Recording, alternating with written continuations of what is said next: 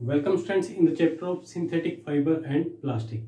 तो स्टूडेंट्स आज हम बात करेंगे कुछ प्लास्टिक्स के बारे में, कुछ अदर मटेरियल्स के बारे में कि उनका इन्वायरमेंट के ऊपर क्या इफेक्ट पड़ता है। तो स्टूडेंट्स रूटीन में हम जो पॉलीथीन यूज करते हैं, ठीक है, कुछ भी मार्केट से जब हम खरीद के लाते हैं तो क्या करते हैं कि पॉलीथीन में डलवा करके ले आते हैं। हालांकि पॉलीथीन जो है गवर्नमेंट ने बैन किया है, लेकिन जो है फिर भी मार्केट में जो है एज यूजुअल ऐसे ही बिक रहा है। ठीक है स्टूडेंट्स, तो देखिए जो पॉलीथीन है उसको यूज करने के बाद हम क्या करते हैं, उसे गार्बेज में डाल देते हैं, उसे कचरे में डाल देते हैं। ठीक है स्टूडेंट्स, और उसी कचरे के अंदर हम कुछ सब्जी के छिलके वगैरह जो घर के डस्टिंग वस्टिंग करने के बाद जो जितना भी रहता है सब कुछ हम क्या करते हैं, गार्बेज के अंदर डाल देते हैं और उसे डिस्पोज कर देते हैं, उसे फेंक देते हैं। ठीक है स्टूडेंट्स, तो देखिए वो जो इन्वायरमेंट में जब जाता है, ये जो सब मटेरियल हमने थ्रो किया, जो हमने फेंका, जो गार्बेज हमने फेंका, तो इन्वायरमेंट में देखिए क्या इफेक्ट डालता है। तो स्टूडेंट्स कुछ मटेरियल्स तो ऐसे होते हैं जो कि अकॉर्डिंग टू टाइम जो है अपने आप डिकम्पोज हो जाते हैं, जैसे कि सब्जी के छिलके हो गए। ठीक है, तो वो क्या होते हैं, सब्जी के छिलके वगैरह ये कुछ एक दिन में, 2 4 5 दिन में क्या होता है कि अपने आप डिकम्पोज हो जाते हैं। इन्वायरमेंटल बैक्टीरिया की वजह से वो अपने आप ही खत्म हो जाते हैं, मतलब धूल मिट्टी में ही वो मिल जाते हैं। ठीक है, लेकिन बात करें हम पॉलीथीन की, तो पॉलीथीन जो है वो पॉलीथीन जो है बहुत लंबे टाइम तक जो है खत्म नहीं होता है। ठीक है, डिकम्पोज नहीं होता है, बैक्टीरिया उसे खत्म नहीं कर सकते हैं, तो इसीलिए वो इन्वायरमेंट में बहुत ज्यादा गंदगी फैलाता है। ठीक है, जिसके बहुत सारे नेगेटिव इफेक्ट्स रहते हैं। ठीक है, तो स्टूडेंट्स ऐसे कुछ मटेरियल्स की आज हम बात करेंगे जो अकॉर्डिंग टू टाइम जो है डिकम्पोज हो जाते हैं कुछ एक दिनों में, लेकिन कुछ ऐसे जो हैं, कुछ ऐसे मटेरियल्स होते हैं जैसे कि प्लास्टिक पॉलीथीन जो है वो डिकम्पोज नहीं होते हैं। ठीक है, तो इस सिचुएशन में हम क्या करेंगे, इस सिचुएशन में हम आपको बताएंगे कि भाई कौन से मटेरियल जो है इजीली डिकम्पोज हो जाते हैं और कुछ मटेरियल जो डिकम्पोज नहीं हो पाते हैं। ठीक है, उन्हें हम क्या कहेंगे। तो स्टूडेंट्स देखिएगा, टॉपिक है हमारा प्लास्टिक एंड इन्वायरमेंट। तो इन्वायरमेंट से रिलेटेड हमारा टॉपिक है, ध्यान दीजिए। सबसे पहले लिखा है a material which gets decompose through natural process, जो नेचुरल प्रोसेस से अपने आप मटेरियल डिकम्पोज हो जाए। ठीक है, डिकम्पोज मीन्स वो अपने आप जो है खत्म हो जाए। ठीक है, तो सच एक्शन बाय बैक्टीरिया, वो खत्म कौन करेगा, उसे डिकम्पोज कौन करेगा, बैक्टीरिया। ठीक है, तो बैक्टीरिया उसे डिकम्पोज कर देता है, तो ऐसे मटेरियल्स को हम बायोडिग्रेडेबल मटेरियल कहते हैं। ठीक है, जैसे कि सब्जियों के छिलके हो गए। ठीक है, तो ये क्या होते हैं, ये बायोडिग्रेडेबल सब्सटेंस हैं, क्योंकि इन्हें अकॉर्डिंग टू टाइम, थोड़ा से टाइम के बाद जो है बैक्टीरिया इसे अपने आप डिकम्पोज कर देता है। ठीक है, जो कि इन्वायरमेंट में पोल्यूशन फिर नहीं फैलाते हैं। ठीक है, अगर हम बात करें second thing, a material which is not easily decomposed by natural process is known as the non biodegradable material.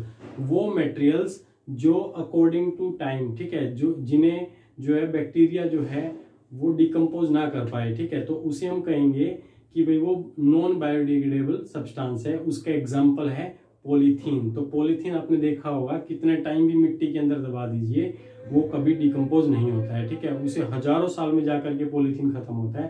तो स्टूडेंट्स इसीलिए उसे नॉन बायोडिग्रेडेबल कहा गया है। ठीक है, तो इसके लिए आप एक एक्टिविटी भी कर सकते हैं। ठीक है, उसमें क्या कीजिए, आप कुछ सब्जी के छिलके ले लीजिए। ठीक है, सब्जी के छिलके को मिट्टी थोड़ी सी गड्ढा खोद के मिट्टी के अंदर दबा दीजिए। ठीक है, और दूसरी साइड एक छोटा सा गड्ढा और खोदिए और उसके अंदर पॉलीथीन दबा दीजिए। तो स्टूडेंट्स आप देखोगे कि जो सब्जी के छिलके हैं वो 5-7 दिन में क्या है, अपने आप डिकम्पोज हो गए। ठीक है, वो आपको कुछ भी नहीं मिलेगा, वो सब मिट्टी बन जाएगा, क्योंकि बैक्टीरिया उसे डिकम्पोज कर देगा।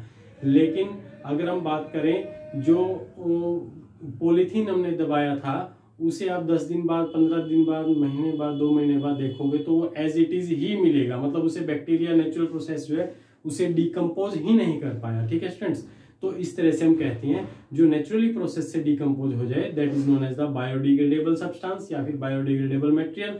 जो नेचुरली प्रोसेस से डिकम्पोज नहीं होते हैं उन्हें हम नॉन बायोडिग्रेडेबल सब्सटेंस या नॉन बायोडिग्रेडेबल मटेरियल कहते हैं। ठीक है स्टूडेंट्स, तो आप इसका स्क्रीनशॉट लीजिए, आपको एक टेबल बना के देता हूं मैं। ठीक है, उस टेबल के अंदर मैं कुछ सब्सटेंस के एग्जांपल्स लूंगा, जिसमें आपको डेज वाइज एक्सप्लेन करूंगा कि ये इतने दिन में डिकम्पोज होता है, ये इतने दिन में डिकम्पोज होता है। तो स्टूडेंट्स आपकी स्क्रीन के ऊपर एक टेबल दिखाई दे रहा है। इस टेबल मैंने कुछ वेस्ट के एग्जांपल लिए हैं जो कि अकॉर्डिंग टू टाइम कैसे उसे नेचुरली प्रोसेस से डिकम्पोज होते हैं। ठीक है, तो उनके हम टाइम भी देखेंगे और उनको फिर हम क्या कंसीडर करेंगे, बायोडिग्रेडेबल या नॉन बायोडिग्रेडेबल, वो कंसीडर करेंगे। तो स्टूडेंट्स इस टेबल में सबसे पहले दिया टाइप ऑफ वेस्ट। तो यहाँ पर मैंने कुछ वेस्ट के टाइप्स लिए, तो 7 टाइप्स लिए, जैसे कि peels of vegetable and fruits, मतलब वेजिटेबल और फ्रूट्स के छिलके हो गए। ठीक है, पेपर हो गया, कॉटन क्लॉथीज हो गए, वुड हो गया, वुलन क्लॉथीज हो गए, टीन, एल्यूमिनियम या किसी अदर मेटल्स का बना हुआ कैन हो गया, या फिर प्लास्टिक बैग्स हो गए। ठीक है, तो ये सब वेस्ट है।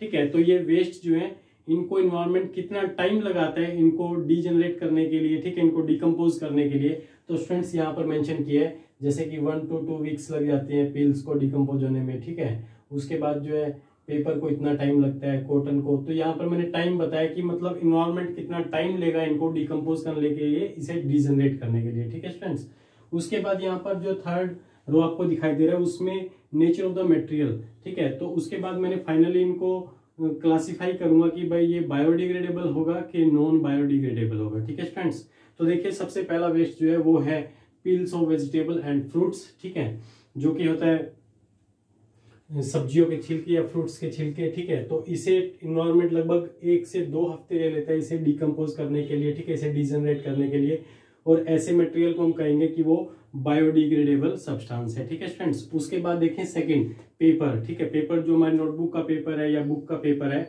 उसे इन्वायरमेंट में अगर डाल दिया जाए, ठीक है, तो उसे कितना टाइम लगेगा डीजनरेट होने में? उसे लगभग 10 से 30 दिन लग जाते हैं। 10 to 30 डेज में जाकर के वो डीजनरेट होता है। ठीक है, तो ऐसा मटेरियल जो है पेपर भी कैसा मटेरियल कहलाएगा? That is also known as the biodegradable. ठीक है फ्रेंड्स, उसके बाद देखिए नेक्स्ट मटेरियल है हमारा कॉटन क्लॉथीज।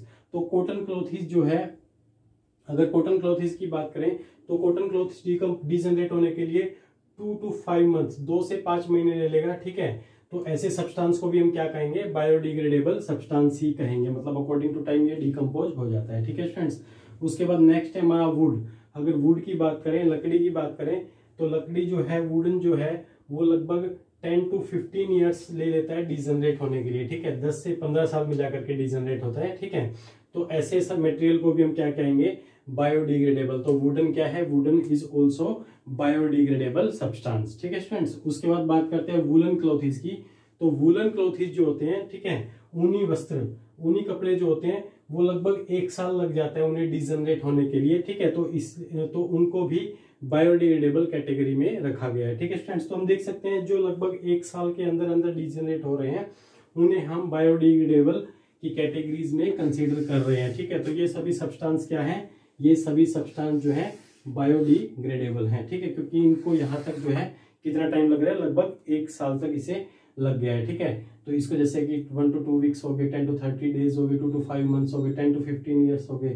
ठीक है, तो अबाउट ईयर, इसको लगभग 1 साल लग गया। ठीक है, अगर यहाँ पर फाइनली देखा जाए वुडन जो है 10 to 15 ईयर्स ले रहे हैं, लेकिन इसको भी हम किस में रख रहे हैं? बायोडिग्रेडेबल में रख रहे हैं। ठीक है, तो ये हो गए स्टूडेंट्स हमारे बायोडिग्रेडेबल सब्सटेंस। उसके बाद देखिए, उसके बाद जो है 6th की अगर हम बात करें तो 6th मटेरियल जो है वो है कैन। किसका बना हुआ है? कैन्स जो होते हैं ना, ठीक है, जो कैन होते हैं या तो टीन के होते हैं या एल्यूमिनियम के होते हैं। ठीक है, या कुछ अदर मेटल्स के भी हो सकते हैं।